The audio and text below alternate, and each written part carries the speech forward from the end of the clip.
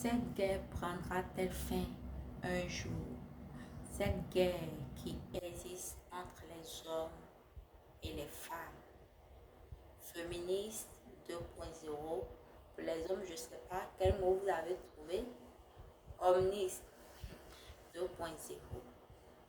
Les hommes trompent, donc nous les femmes, nous allons également tromper pour leur montrer que ça fait mal. Nous ne voulons pas de mères célibataires dans nos vies. Nous également ne voulons pas de pères célibataires dans nos vies. Les femmes sont matérialistes. Donc nous aussi, on ne fait plus rien avec femmes pauvres. Nous faisons du 50-50 dans le couple. Comme on fait 50-50 financièrement dans le couple, c'est que tu vas également m'aider dans les tâches ménagères. Nous ferons du 50-50. Et on peut citer tas de choses qui emmènent maintenant la concurrence entre les hommes et les femmes. J'ai l'impression que chacun veut venger la relation de son parent sur sa relation à lui ou à elle.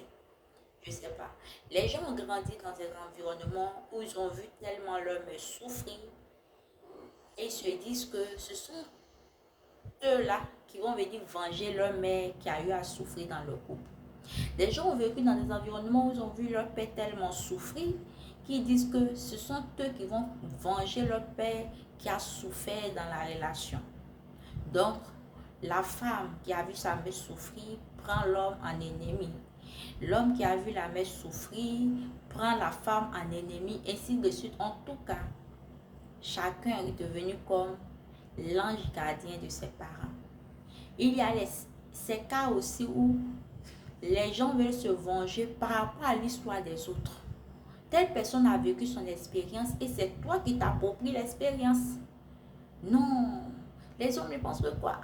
On va leur montrer couleur alors que tu n'as même pas vécu quelque chose dedans. Les femmes là maintenant même là, elles sont devenues quelque chose. On va leur montrer couleur. Et dans quel monde nous nous trouvons? Est-ce que ce combat risque un jour de prendre fin? Parce que j'ai l'impression que nous allons de mal en pis.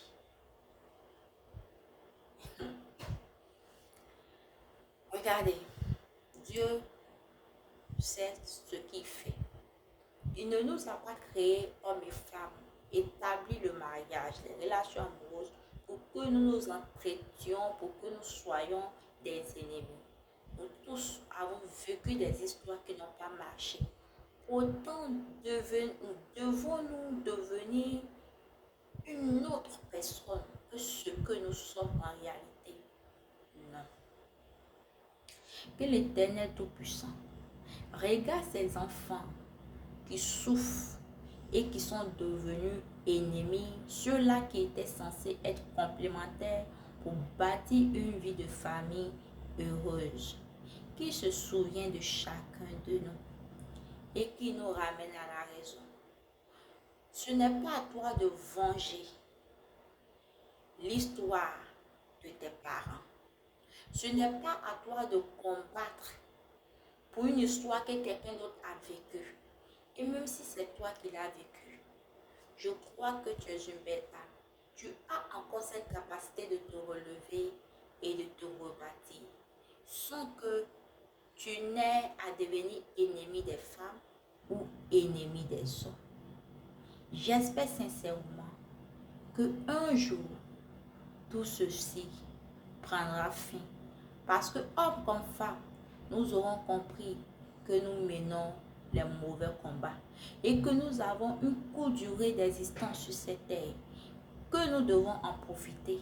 Quel que soit ce qui nous est arrivé dans les relations, quel que soit ce que nos parents ont pu vivre dans leurs relations, que nous puissions surpasser nos douleurs et vivre une vie épanouie. Parce qu'on se doit de vivre épanoui. Tu ne peux pas mettre ton épanouissement en guillemets parce que tu veux venger une histoire dans laquelle tu n'as pas lieu d'être. Que Dieu vous bénisse et qu'il vous accorde une